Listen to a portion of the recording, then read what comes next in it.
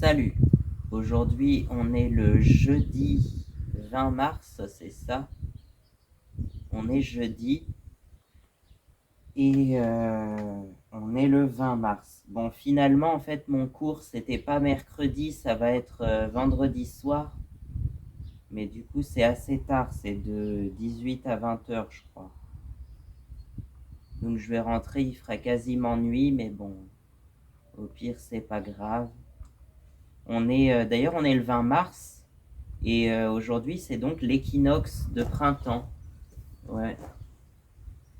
On est le jour de l'équinoxe de printemps, ou le premier jour du printemps, selon certains. D'autres diront que le premier jour du printemps, c'est le 1er mars. Selon d'autres, c'est le 20 mars. Finalement, on ne sait jamais. On sait jamais les saisons. Mais on sait que l'équinoxe de printemps, c'est le jour où, ça y est, le jour va être plus long que la nuit. Et c'est vrai que ça se ressent là depuis déjà quelques temps. Il commençait à faire de plus en plus jour.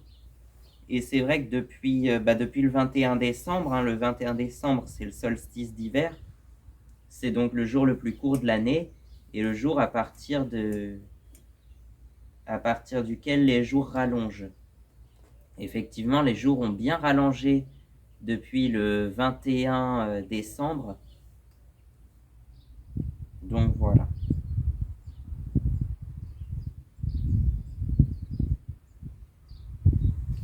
Sinon, effectivement, est-ce que vous saviez qu'avec le changement d'heure, parce qu'il y a toujours un changement d'heure dont on serait bien passé, mais bon, apparemment c'est toute l'Europe comme ça et toute l'Amérique du Nord aussi. Mais l'Amérique du Nord, ils le font pas au même moment. En Amérique du Nord, je crois que c'est le deuxième week-end de mars et le premier week-end de novembre, quelque chose comme ça.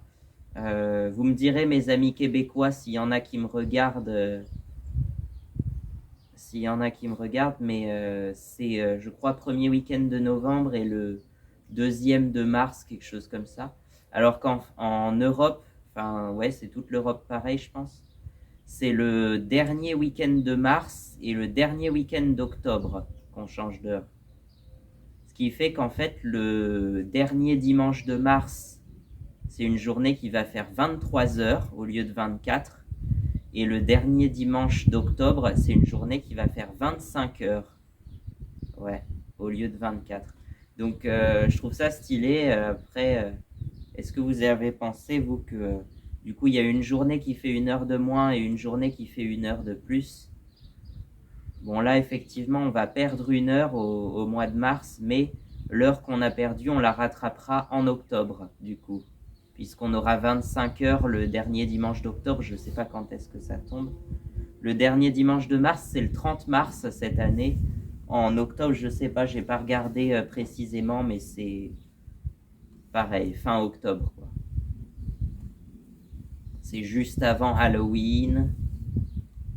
Ouais, je sais pas si vous fêtez Halloween. Moi, j'essaye d'avoir quand même une petite une petite tradition de Halloween du genre la citrouille ou des trucs comme ça, quoi.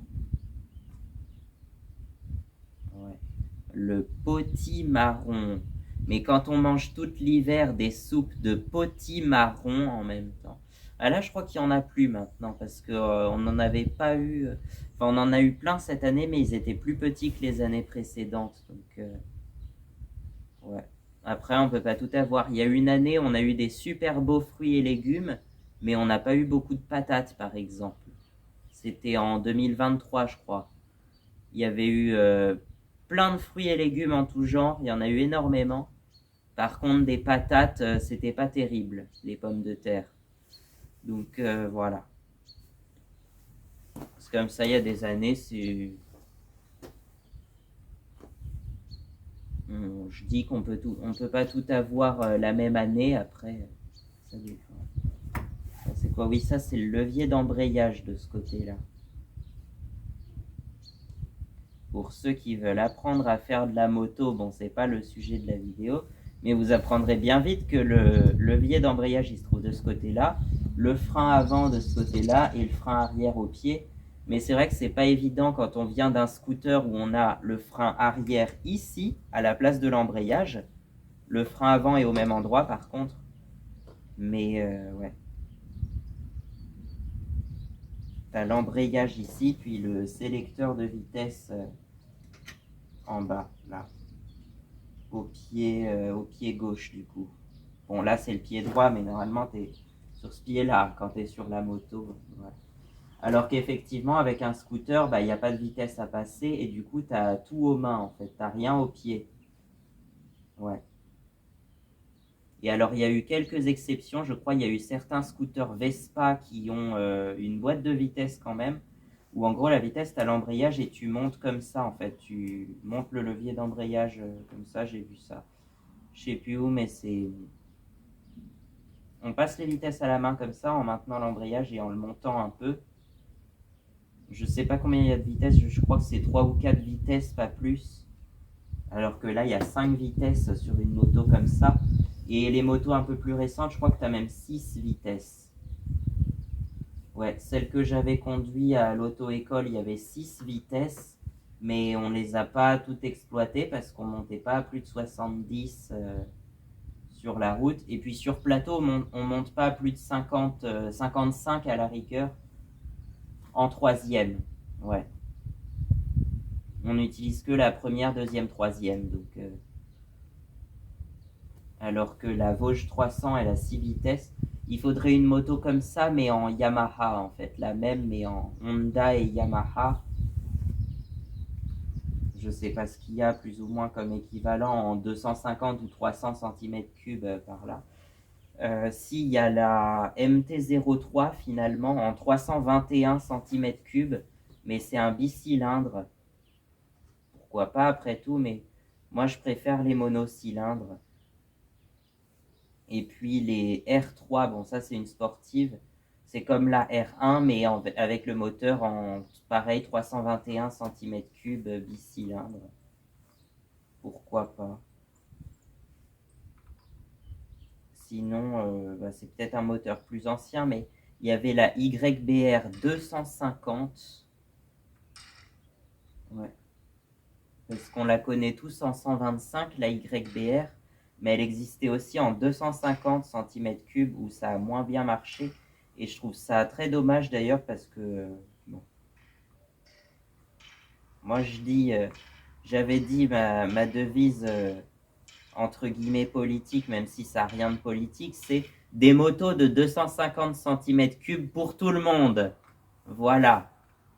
Parce que je trouve que 250, c'est une bonne cylindrée. C'est pas trop puissant, mais c'est plus puissant qu'une 125 quand même. Donc, pour moi, c'est ce qu'il me faudrait. 250 cm3, 25 chevaux, qui fait pas plus de 150 kg et qui, voilà, et qui consomme pas beaucoup, peut-être un peu plus qu'une 125, mais si on est à 3 litres au 100, c'est bien, quoi. Là, celle-là, pour vous donner un ordre d'idée, en fait, là, j'ai pas encore fait le plein depuis mon retour du Loir-et-Cher, d'ailleurs. J'ai moins roulé aussi.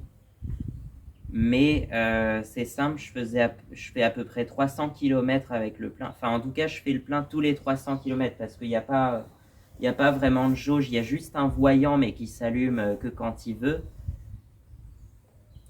Et moi, ce que je fais, c'est que je fais le plein tous les 300 km à peu près. Je pense que je pouvais même tenir 350, voire 400 km, ça aurait été un peu juste, je pense. Mais 350, à mon avis, elle les fait sans problème. Et je mets 8 litres pour 300 km. Ouais, 8 litres pour 300 km. Donc, vous faites le calcul, ça fait environ 2,7 litres au 100. J'avais calculé plusieurs fois. C'était autour de 2,7. Donc, tu vois, c'est vraiment pas grand-chose, je trouve. Ça consomme un peu plus que le Kisby quand même. Le Kisby, on était à 2 litres au 100 tout pile. Mais parce que c'est un 50 cm3, 4 temps et que ça avance pas. Donc, ça consomme peut-être moins aussi. S'il avait un peu plus de puissance et qu'il montait plus dans les tours, on pourrait faire consommer plus par contre. Ça ferait 3 litres au 100 pour monter à 70-80 en vitesse de pointe, je pense, pas plus, mais c'est déjà bien. Enfin, quoique même non, même la 125, elle monte qu'à 70-80 aussi. Enfin, autour de 80. Après, tu peux monter plus vite, je pense, 90, voire 100 km/h dans les descentes. Mais bon, déjà, la plupart des routes sont limitées à 80. Il y a quelques routes à 90. C'est surtout qu'il faut monter vachement haut dans les tours pour avoir une vitesse. T'es en cinquième. La cinquième, tu la passes à 55 km/h à peu près. Moi, je la passe à 55, la cinquième à peu près. Entre 55 et 60, même si tu montes un peu plus dans les tours, on peut la passer à 60. Et par contre, la cinquième, elle est vachement longue. Tu vas de 60 à 80, voire 90 avec. Mais à partir de 90, c'est limite quand même. Hein. On arrive haut dans les tours au bout d'un moment. Je saurais pas te dire à combien parce que je mets jamais les tours minutes. On peut les avoir, mais je les mets jamais parce que je préfère voir les kilomètres que je fais en fait. C'est sur l'écran d'affichage là. Mais par contre, j'ai une jauge de tours minutes en fait, un compte tours où ça fait une forme de L comme ça sur le côté du compteur, enfin sur le côté gauche et le haut du compteur comme ça. Et en fait, quand ça arrive dans l'angle du L, c'est là que je me dis qu'il faut passer la vitesse. Donc je vous le dis, on est à environ 17 km/h en première, donc pour passer la seconde quoi. On passe la seconde à 17 km/h à peu près, c'est souvent autour de 17 moi. La troisième autour de 30 km/h, la quatrième autour de 40 km/h et la cinquième à 55-60 selon si tu montes ou pas haut dans les tours. Mais à 60 on est un peu plus que l'angle, à 55 on est dans l'angle à peu près. Donc voilà. Et puis après avec la cinquième tu peux monter jusqu'à 80-90 km/h. Alors en montée ça sera difficile de monter à plus de 75. En descente, on peut aller jusqu'à 90 à peu près. Moi, je suis allé jusqu'à, je crois, 93 en vitesse de pointe. Voilà. Je suis monté jusqu'à 93 dans un creux comme ça, là. Donc, dans la descente, tu descends à 90, puis après, ça remonte. Tu n'arrives pas à remonter à plus de 75 dans la montée, mais bon, ça va, c'est déjà pas mal. C'est juste que les gens sont très impatients et ils vont te doubler même si c'était à 75-80, eux ils roulent à 100 sur ces routes là, donc il y en a qui rouleraient à plus de 100 même parce que si je me fais doubler à 80 c'est qu'ils sont à plus de 100 les gens hein. Donc bon, on va les laisser, c'est leur problème hein. Et puis moi je continuerai à rouler à 80 quoi, qu'est-ce que tu veux que je te dise. Mais par contre oui c'est vrai que pour monter très haut, après, pour faire de la ville, c'est suffisant parce que elle monte très bien à 50, voire même 70. En fait, elle monte très bien à 70. Après, au-dessus de 70, elle a un peu plus de mal en montée. En descente, ça va jusqu'à 90. Mais bon. Après, est-ce que j'ai besoin de plus puissant? Bah, j'aimerais toujours trouver une 250 cm3, ça serait bien. Mais c'est rare, je sais pas pourquoi. Autant les 125, il y en a plein, des 500, il y en a plein, mais des 250, qui serait l'échelle logique entre les deux, je comprends pas pourquoi c'est aussi rare, quoi.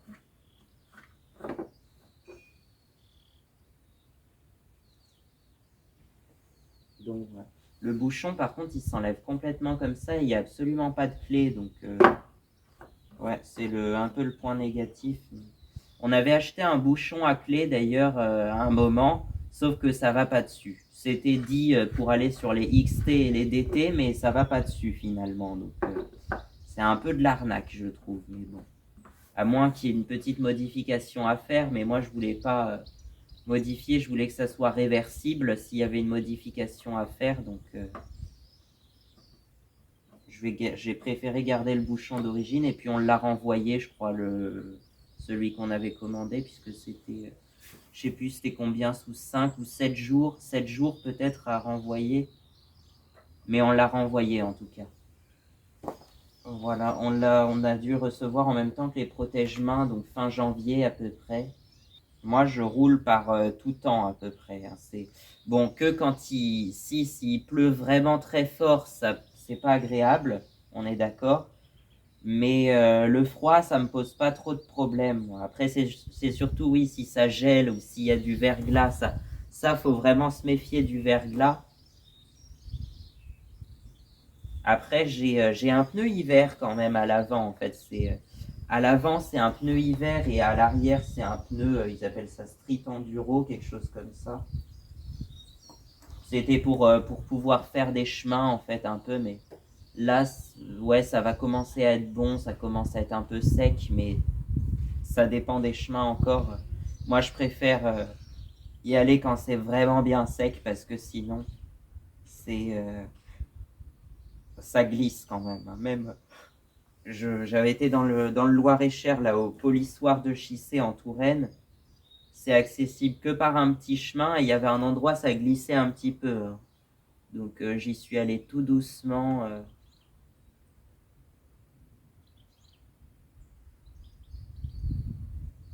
J'y suis allé tout doucement. Mais voilà. Et puis je suis reparti par l'autre chemin de l'autre côté qui était bien plus praticable en fait, mais que je connaissais pas, je connaissais que l'accès par là, c'est pour ça.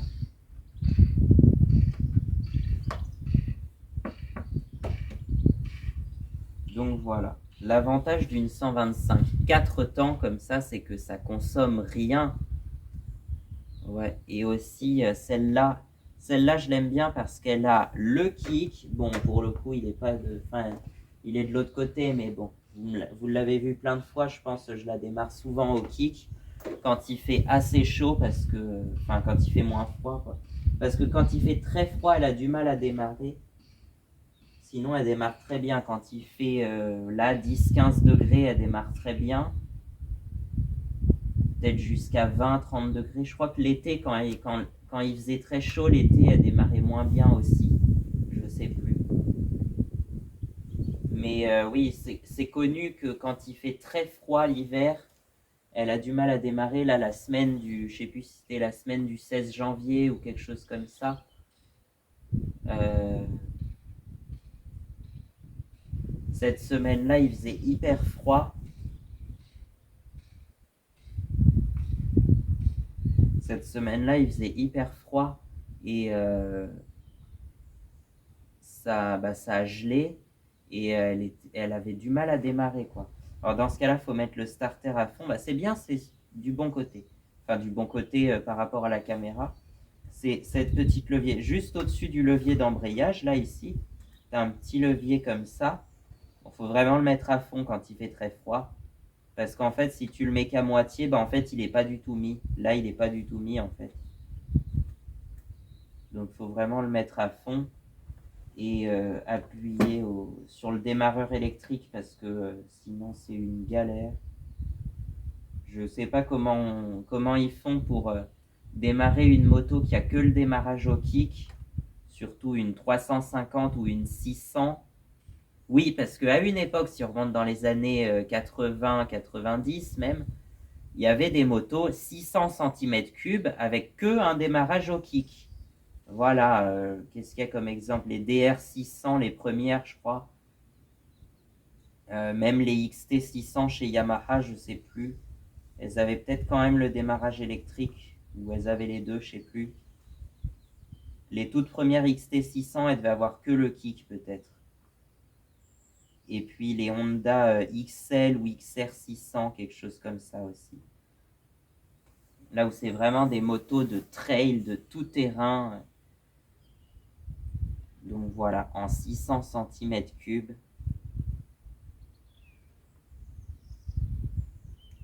Puis il y a aussi ouais, les XT350. Alors c'est bien la XT350, sinon à la rigueur j'aurais pris ça, mais c'est hyper vieux en fait. Ça a plus de 30 ans. Ah, après, si ça a plus de 30 ans, c'est un véhicule de collection du coup. Donc je sais pas si t'es moins emmerdé en véhicule de collection, si t'es. Bon, moi j'utilise des mots un peu forts, c'est vrai, mais est-ce que t'es moins persécuté si t'es en véhicule de collection? Je sais pas ça. Mais en tout cas, c'est plus reconnu, c'est quelque chose d'historique, quoi. Donc voilà, si t'as une 2 chevaux ou un truc comme ça, bon, la 2 chevaux, c'est la plus connue des voitures anciennes, qui est maintenant devenue une voiture de collection, sauf que à l'époque, c'était une voiture populaire et pas chère, quoi. C'était censé être une voiture pas chère d'entrée de gamme, la 2 chevaux, et maintenant, c'est devenu très cher parce que c'est un véhicule de collection et prisé des collectionneurs qui veulent avoir une petite voiture ancienne. Donc je trouve ça un peu dommage par contre. Je sais plus, je crois qu'on est à... Maintenant on est à facile 10 ou 15 000 euros je crois pour une 2 chevaux, alors qu'à l'époque ça valait...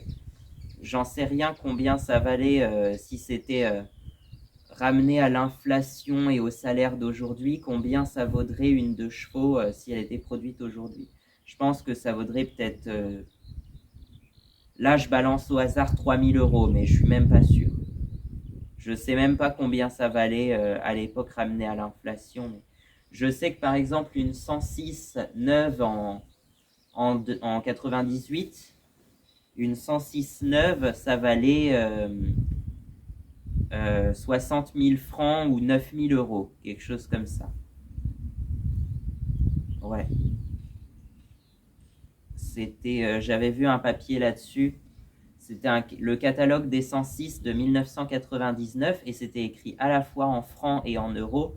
Et donc on était à, je crois, pour la 106 1.1, donc 1124 cm3 en 5 portes, parce qu'il y a plusieurs modèles, hein, et grosso modo ça allait, je vous dirai plus tard, la fourchette. Mais ce modèle-là en particulier, donc le modèle qu'on a actuellement, on est à 61 500 francs, je crois, ce qui correspond à 9 375 euros. C'était écrit en plus en francs et en euros hein, sur le papier. Il faudrait que je vous le remontre, mais il y avait les deux en plus. Il y avait les francs et les euros. Donc ça permet de se donner une idée. Mais quand même, depuis 99, il y a eu un peu d'inflation aussi. Donc je pense qu'aujourd'hui, ça vaudrait plus de 10 000 euros si c'était la même valeur réelle que l'époque. Ça vaudrait 11 000, peut-être 12 000 euros, mais pour une voiture made in France quand même. Donc voilà. Ouais, parce que maintenant elles sont construites, je sais pas, peut-être des fois en Espagne, des fois dans les pays de l'Est, en Pologne, Roumanie, tout ça. Et sinon, c'est en Asie, Asie du Sud-Est, genre des pays comme la Thaïlande, le Bangladesh, l'Inde, la Birmanie, même aussi, des fois, j'avais vu ça, je crois, je sais plus. Non, j'ai pas vu de voiture fabriquée en Birmanie, mais c'est souvent produit dans des pays comme ça où la main-d'œuvre est pas très chère. Donc, beaucoup l'Inde et le Bangladesh, par exemple. Ouais. La Thaïlande, je crois qu'il y a beaucoup d'usines de moteurs aussi en Thaïlande. Mais voilà quoi. C'est sûr que ça coûte moins cher qu'en France. En France, c'est vrai que la main-d'œuvre est très chère et je ne sais pas si c'est le pays où ça coûte le plus cher. Non, je dirais que la Suisse, ça vaut peut-être encore plus cher vu que tout coûte plus cher en Suisse et les gens sont payés plus cher aussi. Donc, je dirais que c'est la Suisse le pays où ça coûterait le plus cher en main-d'œuvre. Mais quand bien même, il y a plein de choses qui sont quand même fabriquées en Suisse. Et d'ailleurs, ce qui est assez étonnant, c'est que souvent c'est écrit, au lieu de mettre Made in Switzerland, par exemple, ce qui se traduirait littéralement comme ça en anglais, ils mettent Swiss Made à la place, plutôt que Made in Switzerland, je ne sais pas pourquoi, mais non, à la place ils mettent Swiss Made, donc voilà. Mais bon, pour en revenir, c'est vrai qu'en France, on a tendance à construire plutôt des voitures un peu haut de gamme ou luxueuses, mais des voitures un peu plus haut de gamme en France. Mais quoique ça dépend, je pense qu'il y a quand même encore un peu d'entrée de gamme, mais du coup ça vaut un peu plus cher qu'à l'époque. Je sais pas. La 106, elle était produite, je crois, dans 2 usines. Il y en avait une, je crois, à Aulnay-sous-Bois et une en Alsace, je crois, je sais plus. J'avais cru voir en Alsace aussi. Mais Aulnay-sous-Bois, c'est sûr, c'est dans le 9-3, pas loin de Paris, quoi. Dans la Seine-Saint-Denis. À chaque fois, j'oublie le nom de ces petits départements à côté de Paris, là. Les Hauts-de-Seine, la Seine-Saint-Denis et le Val-de-Marne, qu'on appelle du coup familièrement 9-2, 9-3, 9-4 par leur numéro, quoi. Donc Aulnay-sous-Bois, c'est en Seine-Saint-Denis, code postal 93 600, je crois. Voilà. Sinon, effectivement, il y avait Ouais, c'est étonnant que ça soit pas produit ni à Sochaux, ni à Trémery, ni à Mandeur aussi. Parce qu'il y a plein d'usines comme ça. Dans le Doubs, il y a, chez Peugeot, il y a Sochaux. Sochaux, c'est le plus grand site. C'est Sochaux-Montbéliard. Les usines, c'est énorme. Ça se voit sur une carte. C'est juste énorme en superficie. Mais à l'origine, les toutes premières usines étaient à Héry-Moncourt, un peu plus loin, c'est toujours dans le Doubs, mais un peu plus loin, à Héry-Moncourt. Et l'usine d'Héry-Moncourt, elle a fermé en 2020, je crois, assez récemment. Donc voilà. Et sinon, il y a toujours, je crois, l'usine de Mandeur qui produit, je crois, les motos de Peugeot, les Peugeot motocycles. Il me semble que c'est construit à Mandeur. Mais je sais plus, il faudrait que je me renseigne un peu plus, mais j'avais entendu dire que c'était sur Mandeur, l'usine de Peugeot motocycle. Donc voilà, Mandeur, c'est aussi dans le Doubs, juste à côté de... Ouais, il y a Valentigney, Seloncourt, Héry-Moncourt de l'autre côté, et Sochaux juste à côté de Montbéliard. T'as Montbéliard, Sochaux, en dessous t'as Audincourt, par là Valentigney, de l'autre côté Seloncourt, par là Héry-Moncourt, et Mandeur c'est là, du coup. Voilà. Pour vous situer, bon, faites miroir sur la carte parce que c'est inversé, c'est à l'envers, mais voilà quoi. Donc tout est un peu dans le même coin, dans la vallée du Doubs, vallée peut-être un peu industrielle à l'époque, où il y avait je ne sais quoi, il y avait peut-être des forges, des trucs comme ça. Et du coup, c'était une région assez industrielle, assez importante. Mais avec notamment beaucoup d'industries automobiles par Peugeot surtout. Mais il y a d'autres usines, il y a l'usine de Trémery qui se trouve dans la Moselle et qui, elle, construit les moteurs de Peugeot, il me semble. Les moteurs, ils sont construits à Trémery dans la Moselle. Donc juste à côté de Agondange, Amnéville, entre Metz et Thionville, pour vous situer un peu, dans la vallée de la Moselle, quoi. Ouais. Et puis effectivement, si on peut parler en autre usine de moto, parce qu'il y a des constructeurs japonais, mais qui sont basés en France. Je crois qu'il y a Toyota qui produit à Valenciennes, il me semble. Mais surtout, je voulais parler de l'usine Yamaha de Saint-Quentin. Voilà, j'en ai peut-être déjà parlé, mais qui était en fait à l'origine l'usine MBK, qui a été rachetée par Yamaha. Bon, ça, je vous en ai déjà parlé dans une autre vidéo sur le scooter serait une invention du Loir-et-Cher. Ouais.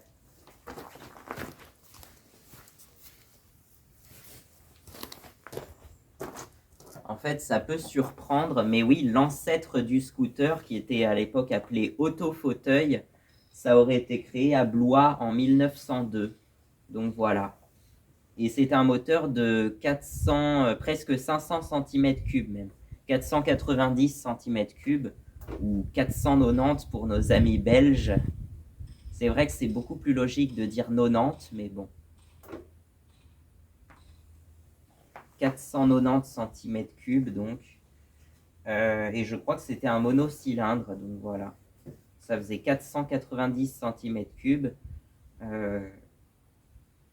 Avec ça prenait la forme effectivement d'une moto ou d'un gros vélo à l'époque, mais sur lequel il y avait un fauteuil, un siège, une chaise, quoi, un siège monté sur deux roues, quoi, avec un gros moteur de 500 cm3. Pourquoi pas? Et donc on appelait ça l'autofauteuil. Ça a été produit de 1902 à 1920, il me semble, donc pendant pas très longtemps finalement. Et puis finalement, c'est les Anglais qui ont popularisé le scooter et qui leur ont donné le nom, c'est un mot anglais, quoi. Et donc, le mot scooter, ça vient de l'anglais. parce que c'est les Anglais qui l'auraient popularisé dans les années 1920 à peu près, avec la ABC Scutamota par exemple, sortie en 1919. Mais effectivement, ça a été surtout et repopularisé encore plus par les Italiens avec la Vespa. Et la Lambretta aussi, c'est à peu près dans les mêmes années. Mais peut-être encore plus la Vespa que la Lambretta, parce que Lambretta c'est connu, mais Vespa et surtout Piaggio, l'entreprise qui a lancé la Vespa, c'est encore plus connu, quoi. Piaggio. Ouais. Et Piaggio, ça existe toujours, effectivement, et c'est même peut-être aussi une des plus anciennes marques de moto, puisque ça a été lancé en 1884 quand même. Ouais. Piaggio, ça a été lancé en 1884. Alors, je ne sais pas s'ils faisaient déjà des motos à l'époque, dès le début, mais ouais, c'est assez vieux, quoi. C'est à peu près à cette même époque-là, déjà que Peugeot se lance dans la construction automobile. Je crois 1885, quelque chose comme ça, avec Armand Peugeot. C'est pas lui qui a fondé Peugeot, mais c'est celui qui l'a mise sur la voie de la construction automobile, vers 1885 ou 89 par là, quelque chose comme ça. On a le tout début de Triumph, que les Français vont prononcer Triomphe, mais en vrai ça se dit Triumph. Ça a été fondé en 1885 aussi. Et puis, à l'époque, effectivement, on va avoir au Japon l'époque Meiji, où le Japon commence à se moderniser à partir de 1868. Mais pas encore de moto pour l'instant, en fait. Hein. Certes, Kawasaki et Yamaha, ça a été fondé à peu près à cette époque-là. Mais les premières motos, en fait, remonteraient aux années 1950. Donc, voilà. Ouais, 1953 chez Kawasaki, je crois. Et 1955 chez Yamaha. 52 chez Suzuki et 49 chez Honda. Donc, ou 48 même, je sais plus. Enfin, quelque chose comme ça. Alors qu'en Europe, on faisait des motos depuis 1890 à peu près, hein, à peu près cette époque-là. Avec Royal Enfield, qui est considéré comme une des plus anciennes marques de motos. Je sais plus trop ce que c'est. Ça a une histoire très complexe, Royal Enfield. À l'origine, c'est britannique, c'est anglais. Mais ça a été déplacé en Inde, où c'est les Indiens qui l'ont repris après que ça ait fait faillite, peut-être, je ne sais plus trop exactement, mais en tout cas, il y a une histoire anglo-indienne, quoi. Voilà. Et donc aujourd'hui, je ne sais plus si elles sont peut-être construites en Inde, les nouvelles Royal Enfield, je ne sais plus. Notamment la Royal Enfield Himalayan, ça c'est pas mal. Parce que c'est un 400 cm3, mais qui fait que 25 chevaux apparemment. Bon, pourquoi pas, après... Ouais. Par contre, c'est peut-être un peu lourd. C'est bien, mais c'est peut-être un peu lourd. Mais c'est une moto qui est parfaite, enfin, qui est bien pour faire plein de choses après. Est-ce que c'est aussi solide que du japonais? Ça, je sais pas, mais... voilà.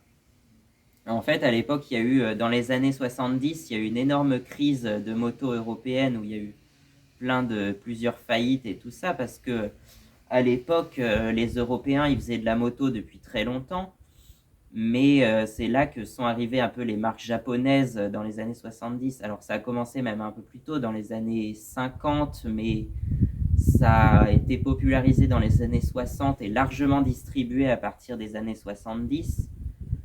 Donc d'abord Honda, en premier Honda peut-être, et ensuite il y a eu les trois autres, hein, Yamaha, Kawasaki et Suzuki, dans les années 70. Et les motos japonaises, à l'époque, elles étaient beaucoup moins chères, je crois, que les européennes. Et donc du coup, ça a foutu une énorme crise en Europe, parce que tout le monde achetait des japonaises, et parce que ça coûtait moins cher, quoi. Et puis les japonaises se sont avérées hyper fiables en plus, donc... voilà, c'est un peu dommage pour les quelques marques qu'on avait en France, comme je sais pas. Là, je sais pas pourquoi à chaque fois la première qui me vient en tête c'est Tero, écrit T-E-2-R-O-T comme ça. Tero, ça a été actif, je crois, jusqu'en 1962, si je dis pas de bêtises, un truc comme ça. ouais, c'est assez vieux, c'est très vieux. Mais il y en a eu d'autres. Bon, sinon, il y a Peugeot hein, qui est plus ou moins restée. Peugeot, c'est celle qui est tout le temps restée active, mais avec quand même quelques trucs qu'on se demande. Ouais, bon, on se passera de commentaires pour Peugeot, mais si on peut se raccrocher à Peugeot pour représenter la France, ça serait bien. Sachant que depuis le rachat par Stellantis, là, avec je ne sais plus comment, en fait, ça a fusionné avec Fiat Chrysler et du coup, ça s'est appelé Stellantis par la suite. Bah, ça a totalement dérivé, c'est dommage. C'est dommage parce que les nouvelles Stellantis, c'est pas terrible, alors que à l'époque, dans les années 90, c'était bien, quoi. Ce qu'ils faisaient les Peugeot des années 90, elles étaient pas mal. Bon, plus en voiture, parce qu'en moto, je sais pas trop ce qu'il y avait à l'époque. Il y a eu la X125LC dans les années 80 pour concurrencer la DT125LC de Yamaha. C'est vrai qu'il y a une petite ressemblance. Peugeot faisait depuis très longtemps des motos en 50 et même en 80 cm3, mais en deux temps. Ouais, ils se sont pas mis aux 4 temps tout de suite et c'est peut-être ça le... Peut-être, je sais pas si c'est pour ça, mais les quelques rares motos qu'ils faisaient, c'était en deux temps en fait. Et peut-être que ça a peut-être moins séduit que les 4 temps, je sais pas. En tout cas, aujourd'hui, ils sont de retour avec beaucoup de scooters surtout, mais un modèle de moto depuis 2023, la PM01 en 125 cm3. Normalement, il devait y avoir une 300 aussi, mais je sais pas ce qu'elle est devenue. Bon. Mais Peugeot, voilà, ils surfent toujours sur le Kisby, on va dire, puisque le Kisby, c'est le... Je sais pas si c'est ce qui se vend le mieux chez Peugeot, mais c'est le scooter le plus vendu en France, je crois quand même, il me semble. Donc voilà, et puis en 125, on a les Peugeot Tweet, on a des scooters un peu plus gros, je crois aussi. Je sais plus comment ils s'appellent, mais voilà.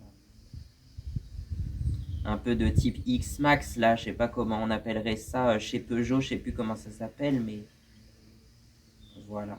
Et puis tu as effectivement MBK qui a été racheté par Yamaha. En fait, MBK, j'avais vu, je crois que ça avait fait faillite en 84 et ça a été racheté par Yamaha en 86. Et depuis, en fait, c'est les mêmes modèles qu'ils font, quoi, entre MBK et Yamaha. Je vous avais déjà expliqué ça dans la vidéo sur les scooters du Loir-et-Cher. Et celui de la miniature, d'ailleurs, c'est un Yamaha. En vrai, c'est un Yamaha Sinus X, mais qui est aussi enfin, qui a été aussi vendu sous le nom MBK Flame. En fait, c'est ça. Donc, ça peut être aussi un MBK, vu que c'est plus ou moins la même chose. Et je me disais que pourquoi pas, je pourrais m'orienter vers un scooter 125 comme ça, si j'ai du mal à passer les vitesses et tout ça, mais finalement, ça a l'air de le faire. Et je pense pas que je revendrai ma XTX pour un scooter 125. Non, ça, non, je préfère la XTX quand même. Mais par contre, les petits Sinus et puis les Peugeot Tweet aussi, ça a l'air pas mal, mais il faut trouver un modèle assez ancien qui ait encore le démarrage au kick. Parce que autant sur les 50, ils ont toujours le démarrage au kick, mais sur les 125, ça devient rare, je sais pas pourquoi. Et d'ailleurs, en scooter 125 Yamaha, bah, je crois qu'il n'y avait que le Sinus qui avait démarrage au kick. Les autres, même les vieux X-Max, aussi vieux qu'on puisse remonter, ils n'avaient pas le démarrage au kick, bizarrement. Les Majesty et tout ça non plus. Donc voilà, je trouve ça bizarre. Mais bon, voilà.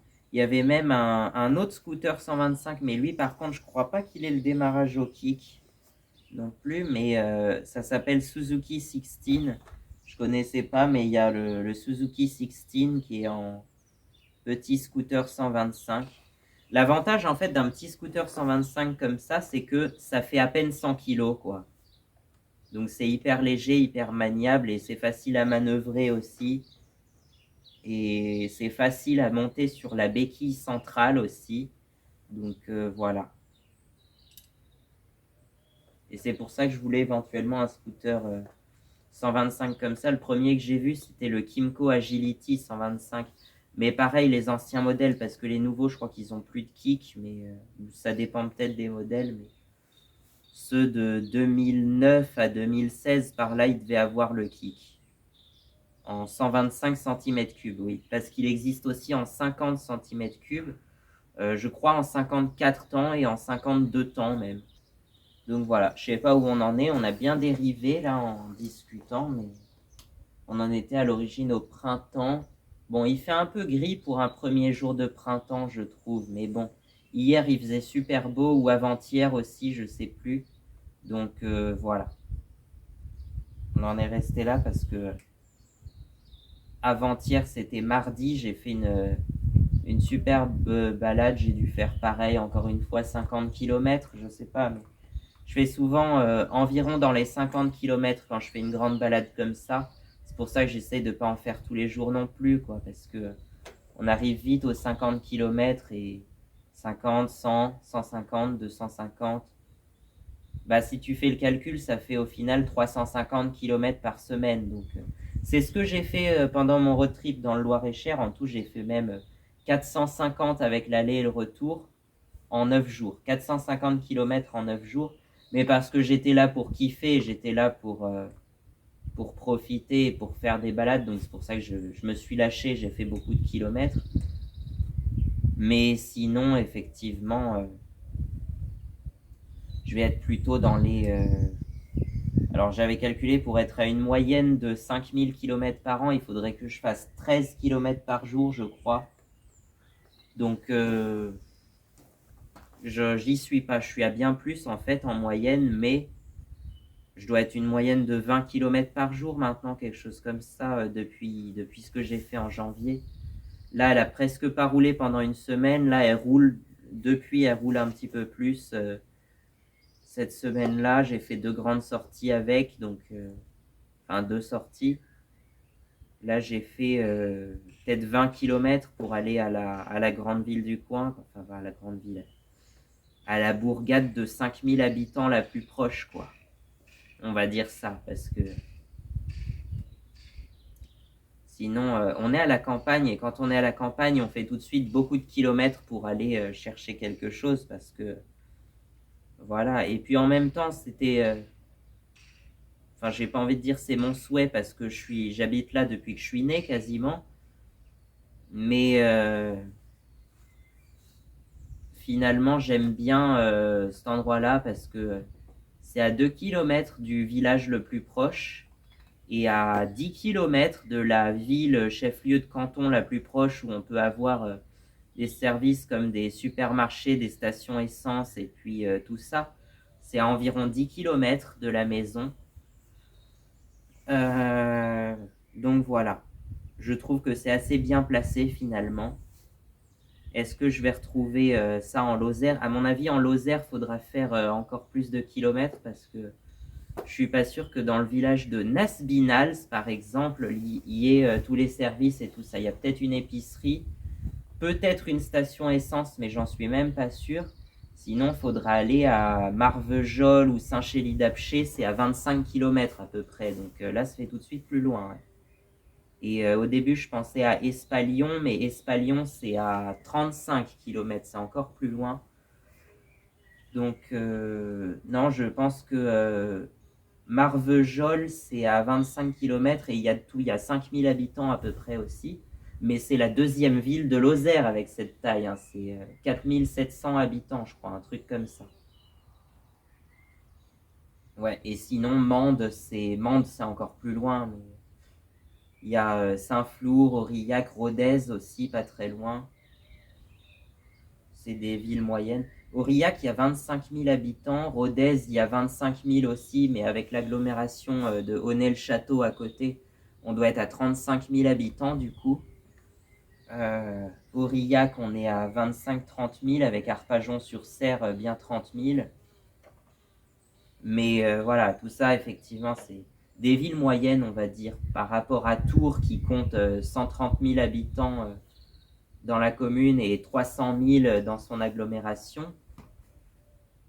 Ouais, la ville de Tours, c'est vraiment immense. C'est pour ça que j'y vais pas souvent, hein, j'aime pas, franchement, c'est pas agréable. Les grandes villes comme ça, j'aime pas. J'aime pas ça.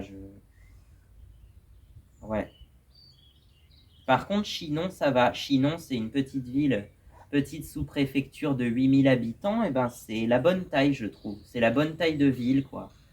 C'est c'est bien, je dirais. Voilà. On est à 8000 habitants à peu près, Sainte-Maure-de-Touraine. La ville en question que je vous disais, qui est à peu près une dizaine de kilomètres de chez moi, c'est Sainte-Maure-de-Touraine. Il y a un peu moins de 5000 habitants, il y a 4000 et quelques aussi. 4000 habitants, c'est la ville centrale en fait. Il n'y a pas grand-chose, mais il commence à y avoir des choses parce qu'il y a un McDo à Sainte-Maure depuis peu. Bon, après, j'y vais pas souvent au McDo, c'est pas ce que je préfère non plus. Je déteste pas ça non plus, mais c'est pas ce que je préfère non plus. Mais il y a un McDo à Sainte-Maure, il y a un grand Intermarché, il y a apparemment il va même y avoir un Lidl ou je sais plus trop quoi. Il y a une gare, il y a une sortie d'autoroute, il y a... Enfin, la gare, elle est sur Noyant-de-Touraine, la commune voisine. La sortie d'autoroute, elle est à la frontière entre Sainte-Maure et Noyant. Il y a un garage moto assez sympa, bon, assez rustique quand même, mais assez sympa quand même, et ils font les choses assez bien, on va dire. Et puis, il y a plein de choses, franchement. C'est une ville moyenne, quoi. Il y a plein de choses. Et pour moi, une ville moyenne, c'est ça, c'est 5000 habitants à peu près. Donc, bon. C'est un chef-lieu de canton. C'est même plus grand qu'un chef-lieu de canton parce que autrefois, maintenant ça a été redécoupé de façon un peu bizarre, mais autrefois, si on suit les anciens cantons d'avant 2015, les chefs-lieux de canton, ils comptaient souvent 1500 habitants, voire des fois pas plus. Il y en avait qui comptaient même moins de 1000 habitants. Et il y avait, en gros, c'était entre 1000 et 5000 habitants, quoi. Un chef-lieu de canton, c'est entre 1000 et 5000 habitants. La sous-préfecture, il va y avoir entre 1500 habitants pour la moins peuplée, qui est Castellane dans les Alpes de Haute-Provence, jusqu'à 180 000 habitants pour la plus peuplée, qui est Reims en Champagne, en Marne. C'est la Marne, le département. C'est la plus grande ville de la Marne d'ailleurs, mais ce n'est qu'une sous-préfecture et c'est d'ailleurs la plus grande ville de France à ne pas être préfecture. La deuxième dans ce cas étant Le Havre et la troisième dans ce cas, je crois que c'est Villeurbanne avec 160 000 habitants. Villeurbanne, en fait, c'est la plus grande ville de France qui est dans la banlieue d'une autre ville. C'est dans la banlieue de Lyon, juste à côté de Lyon. Donc voilà. Et c'est pour ça que c'est... Villeurbanne, il y a plus de 160 000 habitants. Tu te rends compte, Villeurbanne, j'ai regardé, c'est devenu plus peuplé que Grenoble maintenant. Grenoble, il y a 157 000 et Villeurbanne, il y a 162 000 habitants. C'est un truc de ouf quand même. C'est même plus grand. Villeurbanne, c'est plus grand que Saint-Denis, Montreuil, Versailles ou encore Argenteuil, toutes ces, entre guillemets, banlieues de Paris. Bon, bien que Versailles, ça soit plus une ville indépendante à l'origine, mais maintenant c'est devenu dans la grande banlieue de Paris. Mais la deuxième ville de la banlieue parisienne, c'est Boulogne-Billancourt, je crois, avec 125 000 habitants, quelque chose comme ça. Donc même Villeurbanne, c'est plus peuplé que Boulogne-Billancourt. Donc voilà. Villeurbanne, c'est la ville de banlieue la plus peuplée de France, en fait. Et c'est la, je sais plus, je crois, 17e ville de France, un truc comme ça. Je sais plus. Je sais que Tours, c'est la 26e ville de France, avec 138 000 habitants. Nantes, c'est la 6e. Nantes, c'est beaucoup plus peuplé, il y a 320 000 habitants. C'est la 6e ville de France. Montpellier, c'est la 7e et c'est celle qui connaît la plus forte croissance. J'ai regardé le recensement. La ville de Montpellier, elle a triplé en 75 ans à peu près. Il y avait à peine 100 000 habitants en 1945 par là. Aujourd'hui, il y a 300 000 habitants. Et Toulouse, elle connaît une très forte croissance aussi, ce qui fait qu'elle va bientôt dépasser Lyon en population même. À Toulouse, on est à 500 000 habitants tout juste. Et à Lyon, on est à 525 000 aujourd'hui. Donc ça se trouve, Toulouse va bientôt dépasser Lyon. Par contre, Lyon restera l'agglomération plus peuplée avec Villeurbanne, parce que Villeurbanne, c'est voilà, hyper grand. Alors qu'à Toulouse, bon, il y a Colomiers qui est la deuxième ville de l'agglomération et deuxième ville de Haute-Garonne aussi d'ailleurs. Colomiers, il y a tout juste 40 000 habitants. Mais j'avais vu un truc intéressant, c'est que Colomiers, ça serait une des villes où il y a le plus de ronds-points et la plus grande ville d'Europe sans feu rouge. Ouais, ce qui me permet de rebondir sur Chinon, encore une fois, puisque Chinon, j'avais cru voir que c'était la seule sous-préfecture sans feu rouge également. Et oui, il n'y a pas de feu rouge à Chinon, effectivement, hein, vous pouvez vérifier, mais j'en vois pas, moi, perso. Et le plus cocasse, c'est justement, j'ai appris à conduire mon permis voiture, en tout cas, sur Chinon. Donc, il n'y avait pas de feu rouge. Par contre, j'ai conduit, je crois, autour de Avoine. À Avoine, il y a un feu rouge. C'est une petite ville pas très loin de Chinon. Et il y a un feu rouge à Avoine, je crois. Je sais plus. Il me semble qu'il y en a un à Avoine. Mais voilà.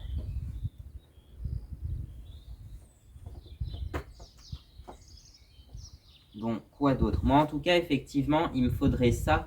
Habiter dans une région où il y a de l'espace, un très grand terrain où il y a de l'espace, pas mal de chemins pour faire du quad où on serait accepté des locaux, et habiter à 1 ou 2 kilomètres. Allez, 2 kilomètres, ça me semble un bon compromis du village le plus proche. C'est vrai que pour aller chercher le pain, admettons qu'il y ait une boulangerie dans ce village quand même, pour aller chercher le pain, ça ferait 5 kilomètres tous les jours, mais en même temps, j'irai peut-être pas tous les jours non plus. C'est vrai que là, j'y vais pas tous les jours, mais c'est vrai qu'on bouffe pas mal de pain quand même, hein.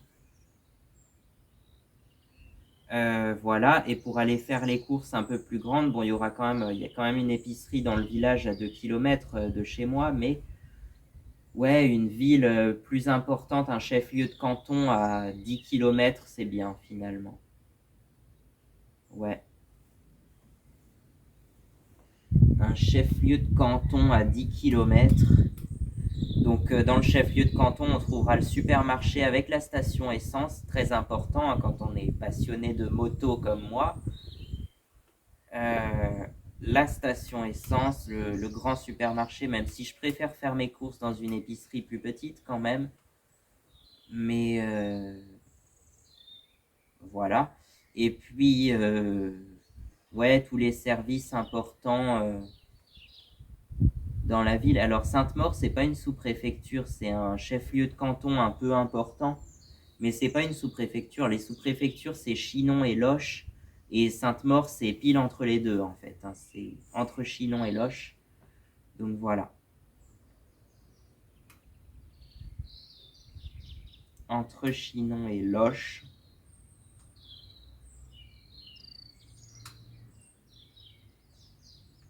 Ouais. Mais c'est vrai que Chinon et Loches font pas le poids de la préfecture qui est la ville de Tours. Même Amboise, c'est plus important que Chinon et Loches. Et Château-Renaud, c'est à peu près kiff-kiff. Ouais. Il y a Langeais aussi, qui est une ville un peu secondaire, ville moyenne de 5000 habitants. Et Bléré, qui pareil, compte dans les 5000 habitants. Donc voilà. Et Bourgueil, il y a un peu moins, il y a 4000, un peu moins de 4000 habitants. À Zell-Rideau, il y a 3000 habitants. Mais si on additionne Chélier en face, on est à 5000 habitants. Et voilà quoi. Tiens, j'entends des motos là en face. Ouais, il y a la route des motards. Alors, elle n'est pas très loin quand même, la route des motards, c'est vrai. Une petite route qui traverse les vignes et les endroits un peu sympas entre Saint-Épin et Chinon. Elle passe par des villages comme Panzou et Cravant-les-Coteaux et Crissey-sur-Mance aussi. Bah, c'est à peu près tout ce qu'elle traverse comme village. C'est une petite route de, allez, ça fait 20-25 km. Et c'est une route très appréciée des motards, effectivement. Donc voilà, même moi, je l'aime bien. Donc voilà, quoi. Je la prenais déjà en Kisby. Bah, à une époque, je travaillais, j'avais un stage sur Chinon, donc c'était à l'entrée de Chinon. Et donc, de ce côté-là, je prenais par cette route-là, quoi, parce que c'est plus simple. Par contre, quand on veut aller au plateau moto ou au magasin de moto qui se trouve de l'autre côté de Chinon, là, faut passer par l'autre route en dessous de l'île Bouchard et Tavan. Ouais, le prieuré de Tavan. Je sais même plus ce que c'est exactement le prieuré de Tavan, mais je sais qu'il y a l'église de Tavan qui est connue pour ses fresques et qu'on n'a toujours pas été voir, mais bon. Sazilly, Anché, tout ça, tous ces villages-là. Donc selon où est-ce qu'on veut aller dans Chinon, parce que Chinon c'est assez étendu, et ben il y a 3 routes pour aller à Chinon en fait, depuis le quartier de Sainte-Maure-de-Touraine, depuis le canton de Sainte-Maure-de-Touraine. Donc voilà. Et je trouve que finalement on est bien placé. La seule chose qui nous manque ici, c'est la neige, Calice. Puis là on va arriver au printemps, alors c'est définitivement fini pour la neige, hein, parce que là on est le 20 mars. Dans les régions montagneuses, il y a encore de la neige au mois de mars, mais là il commence à faire 20 degrés. Comment veux-tu qu'on ait de la neige s'il fait 20 degrés, quoi? Calice. Pourquoi j'utilise toujours l'expression québécoise calice? Déformation du calice, le calice étant le vase sacré utilisé dans les églises notamment. Donc voilà. Il y a le calice, le ciboire, le tabernacle aussi, qui sont devenus tabarnak. Hein, vous connaissez tabarnak. Même le Christ et la Vierge Marie, ça devient Christ et Vierge. Mais ceux-là, ils sont un peu moins utilisés. Si Christ, c'est beaucoup utilisé, mais Vierge, c'est un peu plus rare quand même. Et puis, on a le très classique marde, qui est une déformation de merde, mais ça, je ne vous apprends rien. Une expression très drôle quand même, rare comme de la marde de pape, qui veut dire quelque chose de très rare, vous vous en doutez. Mais pourquoi de la marde de pape, par contre? Bah, j'avais vu que c'était parce qu'à une époque, la vie privée du pape était cachée, hein, normal, hein, donc on le voyait jamais aux toilettes, quoi. Et en gros, ça viendrait de là, cette expression. Mais c'est vrai que c'est un peu, selon certains, un peu blasphématoire, quoi. Donc, c'est des fois un peu à éviter, quoi. Surtout si vous êtes accompagné de gens qui sont très religieux, c'est quand même un peu à éviter, quoi. Mais moi, j'ai un peu peur des fois d'offenser les religions quand je parle de Jésus et tout ça, donc voilà, quoi. On va les laisser tranquilles, Jésus et la Vierge Marie, ils sont très bien comme ça, et puis on verra si un jour ils reviennent pour sauver le monde, comme on dit, je sais pas si... Ouais. Mais bon, on verra ça, et puis je vais vous laisser, puis je vais vous dire à bientôt, et on se retrouve pour un autre vlog, je sais pas quand. Je sais même pas quand je vais sortir ça, parce que comme d'habitude, j'ai beaucoup de vidéos en stock, et donc beaucoup plus de vidéos que prévu qui sortent. Donc pour vous donner un ordre d'idée, on est à plus de 100 vidéos par an. On est à 125 voire 150 vidéos par an en moyenne. Donc voilà, là j'ai sorti presque 500 vidéos. Peut-être qu'on sera aux 500 le jour où cette vidéo sortira. On sera aux 500. 500 vidéos pour... j'en suis à 360 abonnés là actuellement. Donc on n'aura pas atteint les 400 abonnés pour le 29 mars, je pense pas. Mais peut-être 370 si vous êtes vraiment motivé. 360 c'est sûr, je pense qu'on les gardera. Puisqu'on est déjà à 360 actuellement. Donc je vais la tourner le 23 mars et je pense que le 23 mars on sera peut-être à 361 ou 362. On verra. En tout cas, je vais vous laisser. Et par contre, la vidéo que je vais tourner le 23 mars, elle sortira le 29 mars. Ça, c'est promis, ça, c'est sûr. Donc, elle sera déjà sortie, de toute façon, quand celle-là sortira. C'est que là, on n'est que le 20 mars. Donc, voilà. Le démarrage au kick. Bah, elle démarre super bien au kick, celle-là. Quand il fait moyennement chaud, on va dire. Donc, voilà. À bientôt.